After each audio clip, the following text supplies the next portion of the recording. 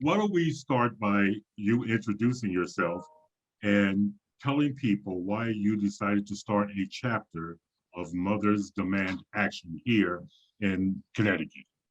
Okay. Um, Good afternoon. My name is Kimberly Washington, and I'm the president of Mothers Demand Action.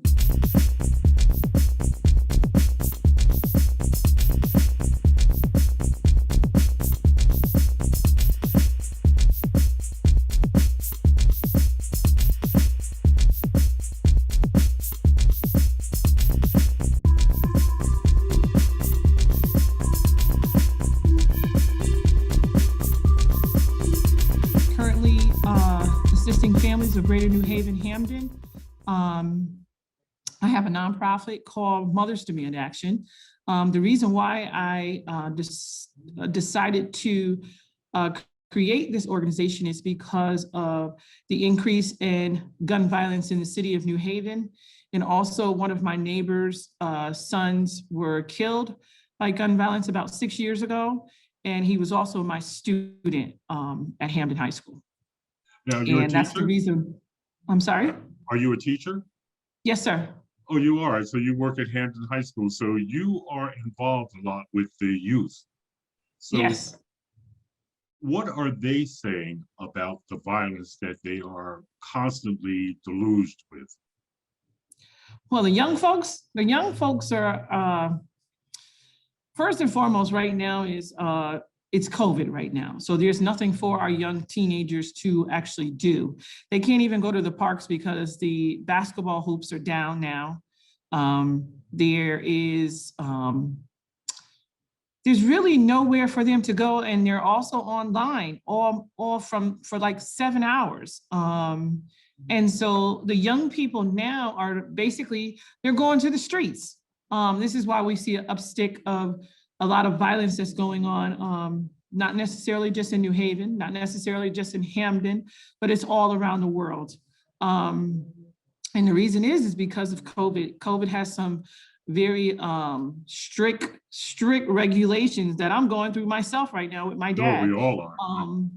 And so there is really basically nothing for these kids to do.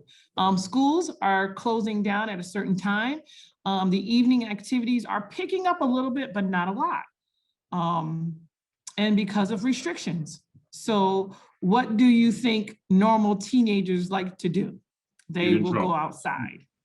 They will go to the parks. They will, but they're like, again, there's nothing for these young teenagers to do right now. So it's kind of hard. You may hear about kids riding on quads and bikes and riding down Dixwell Avenue and stopping traffic. And they're doing everything, but me personally, I don't think that they're doing everything to affiliate it to crime, but we're getting a small percentage of children who are doing some things that they shouldn't be doing. Now, I noticed on your website that you have quite a few mothers from around the area, West Haven, Hamden, New Haven. Why or how did these mothers get involved? Did you recruit them? Did they come to you? Are they frustrated? Yes, actually I did. I recruited them. I actually invited them out to, they thought they were gonna have a dinner and it wasn't a dinner. Did you surprise them? Oh, I really surprised them. And they were some women who I felt were very strong women, and some of the women who I work with, they have lost their children to gun violence. And also some of the women have lost their husbands to gun violence. And so what I did was I reached out to them. I invited them to come out to a restaurant, and they literally thought we were gonna order food, and it wasn't that. I talked about what I wanted to do, my vision, and I explained to them that I wanted them to actually to be a part of it. And that's where now those women are a part of it. And we are growing in numbers, and we are also we're expanding out. I don't want to say where yet, but we're expanding out in different places. And those women, they're very supportive of the vision that I had. And I just think that I think we're doing a great job. I really do. I'm very active in my community, as well as the New Haven community. And we've been up and running since 2013. And with COVID now, we are a little on hold because I've put my organization and I also put my women lives first. So right now we just had a Zoom meeting. I want to say it was about 2 weeks ago, and it was very touching because a lot has happened in over a year. And so they were sharing that information. Some of them don't know how to do Zoom, but I know how to do Zoom. So, and we're actually going to have a training on Zoom. So they're excited. So we are doing Zoom meetings monthly. Now, you talked about your vision. What is your vision? What do you hope comes out of Mothers Demand Action? What is it that you're hoping happens? I hope that the increased violence of gun violence would at least slow down. I know we're not going to get rid of the guns, but I would just hope that that the increased gun violence of these young people would stop at least, and to just to make sure that our single moms, our married moms and dads, hoping that, you know, this not just because of COVID, because gun violence was here before COVID, right, but just the idea of knowing how to take that next step and go to legislation to try to change some laws, because there's a lot of laws that are in place right now, and we do have a voice. So our next step is going to the state capitol. Now, when you say there are laws, what laws are you not in, do you not agree with, or that you think is? Well, first and foremost, the number one law that I'm not agreeing with is that defund the police law. So I understand your feelings about defunding the police. I myself am on the cusp because I do think the way police have done things so far just isn't working. I think it's created a more hostile environment. But at the same time, I don't want police to be defunded to a point where they can't be critical parts of the community. So I'm on the cusp here. I understand why they wanted to defund police and use that money toward more community-based programs. But at the same Correct. time, I don't want police to be defunded to a point where they can't do their job. Because irregardless to what we say, a lot of what police are doing is a result of what we've asked them to do, which is to control crime, et cetera, et cetera. Now, Correct. Something else I want to get to, how involved are men in your movement? Has any man come to you and said, hey, look, you guys are doing a great job. How do we get men involved here? Has any man? Yes, Sean Reeves, and he's very active in the community. And we've done some collaboration projects together. Okay. What do you think some of the solutions are that would end the violence in the community? Well, first and foremost, what will end some of the gun violence Or help? I think we need definitely more resources in the inner cities. We need more resources in the suburb areas. We need social workers, we need psychologists. And a lot of those programs are cut from the state level. So you got families out here who need help, not necessarily just with financial help, but they need psychological help. Their children need help. A lot of programs in the school systems are being cut. So these young kids and these families, they don't have the support because of certain things that are being cut. How do I feel about the overall of gun violence? And this is a touchy situation for me because I see it every day with our teenagers. Our teenagers, the ones who that we can get through to. Some of them uh, are concerned about the gun violence. Some of them, they talk about it every day, how their friends are getting gunned down, and there's a code on the street where you can't be a snitch, and um, but then we also talk about the fact that it's death. It's either a gun and then it turns to death. And I always express the fact that I don't like going to funerals. I've been to funerals, I've been to family where we assist families if they're having issues with paying for the funerals. MDA, we come in for that. And going to the different churches, um, and this is before COVID.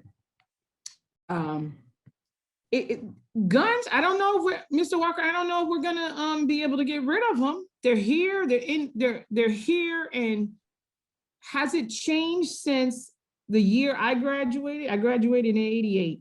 It wasn't that bad back then. Right, But no, now there's guns on every corner. I could get a gun if I wanted a gun. And I don't want no guns because I'm totally against guns. But it's to the point where it's like you could go to your local store, your corner store, and get a gun, and that should not be. Um, I, one of, I, no, I'm sorry. one of the things I talked about last week on our podcast, we had a gun enthusiast, and we talked about the Second Amendment and how Blacks look at guns so differently than their white counterparts. And that was because back during the beginnings of America, whites had shotguns over the mantle. It was used to protect their homes. But for Blacks, they were used to persecute Blacks, shoot Blacks, and so forth. And this has just stayed the same. So we wondered if more Blacks understood the Second Amendment and their right to carry and understand gun safety, would this make a difference in some of the in the Black communities? Because according to him, more Black women, not men, but more Black women are seeking out permits to carry a gun. So this whole thing with guns just seems to be a mixed message here. It What do is, you I think? think also too, Mr. Walker, I think education is the key. We have to educate our kids. We have to educate our parents. We have to educate our fathers. And there's a gap there. There's a gap in between, because I've been in education for over 20 years. There's a gap, and I know some of the young kids in New Haven. I know some of the little young boys who carry guns. I know some of the young boys in Hamden who carry guns. Mhm. They know Miss Washington. I mean, this is bigger than you and I. Sure. This is bigger. This is much bigger than you and I. And like you said, there are people who want to start to carry weapons. Carry guns for protection. I'm afraid of guns. I'm really afraid Yeah, of them. pretty. I am too. I'm the same way. I don't I'm want. afraid of guns. I'm gonna tell you something, Mr. Walker. My house was affected by gun violence on November 29th of 2020, a couple of months ago.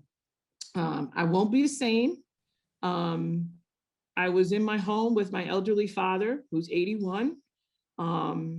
It was an evening at around 7 o'clock, and all of a sudden gunshot rang out. It sounded like it was in my driveway, but it was actually not. My house was not the intended target. Actually, it was the house next door. And it's sad because, like I said, I'm taking care of my elderly father who lives with me, and literally we must have heard about 20 shots that evening. Wow. And so the first thing I did was I got on my dad's feet and I was like, Dad, don't move. And I wanted to make sure my father was okay. I wanted to make sure I was okay, because I'm my primary's father caretaker. But that evening, I have not been the same. I have been pushing for, I'm very involved with the police department in Hamden, the mayor. including the mayor of New Haven, Eliker, and just talking about what took place that evening and how gun violence can change your whole life. Until you are affected by gun violence, you will not know. You will not But when understand. you are affected by it, that's when you know that this is real.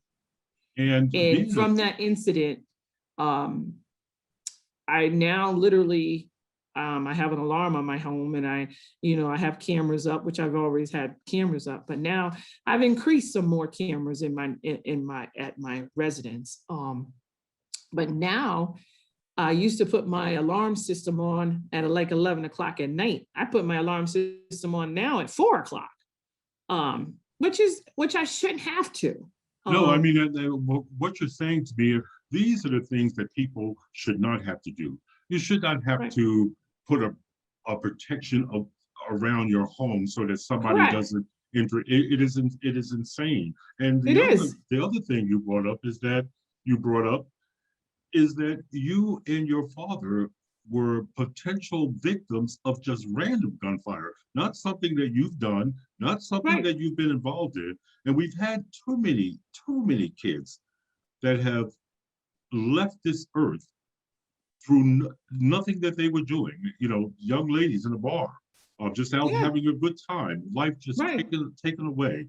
A young boy, about to enter high school with big dreams. I mean, and it's New Haven, Hampden, Bridgeport. It's wherever you go. Right. Something has to be done. If Yeah. we complain about police brutality, and we should march strongly against it. But I also believe that some of these people put police in just impossible situations where they don't have a choice but Right. to react that way. So it's really a very complicated situation. Yes, it is. So how are you It going to lead really us is. out of it, Kim? I'm sorry. How are mothers demand action going to lead us out into the promised land of peace? Well, I'm gonna say this. I'm only one person, but I got a mouth almighty on me, Mr. Walker, and I'm pretty sure people are talking about me right now. But it's okay. I was raised by two Southern parents. My dad's from Georgia. My mother was from Alabama. I'm from the city. I'm from Bassett Street. So I know how it is in the inner city. I moved to Hamden, where probably 30 something years ago, moved to Hamden thinking it would be much quieter. But again, and Hamden has been quiet. It's just this, once we've came down with COVID has stopped everything. And like right now I'm having anxiety attacks because I can't even go see my dad because he's on a 14-day restriction. So it's like, I keep the Lord, who is my number one person who guides me through the day. I say like this, and I'm not trying to get religious on you or anything, but we have to pray. That's what I do every morning. I have to pray because anything can happen to me, anything can happen to you, anything can happen to our children that I work with, our parents. And now it's to the point where, you say, be careful and I hope to see you tomorrow. I know. Isn't it? Be safe. It's really just a strange way of saying goodbye to someone.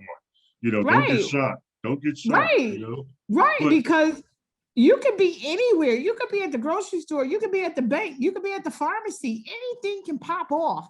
But the most important thing is, I think, about this whole topic is, I think it's number one is education. I think it's about, we need more we need more males like you. We need more males to come out and speak about it as well. but is there anything you want to add that I have not asked you, or do you have a final word here? Um, I think the final word is, Mr. Walker's, we all have to take a stand because these are our children. And we all need to stand up, even when you don't want to stand, you still need to stand, because these are our babies. These are our children of the future. And so I tell some of my mothers, the ones who don't want to come out, I tell them, I'm going to stand for you. Um, if need be, and stand for the fathers too, because there are fathers out here who are raising children by themselves. But I'm going to be a voice for them. So I think in closing, I just want to say that I'm here. My family's of Greater New Haven, Hamden. They know that I'm here. My moms know that I'm here. So I'm just going to keep standing and keep pushing forth. And hopefully one of these days that I'm hoping and praying that this gun violence will end soon.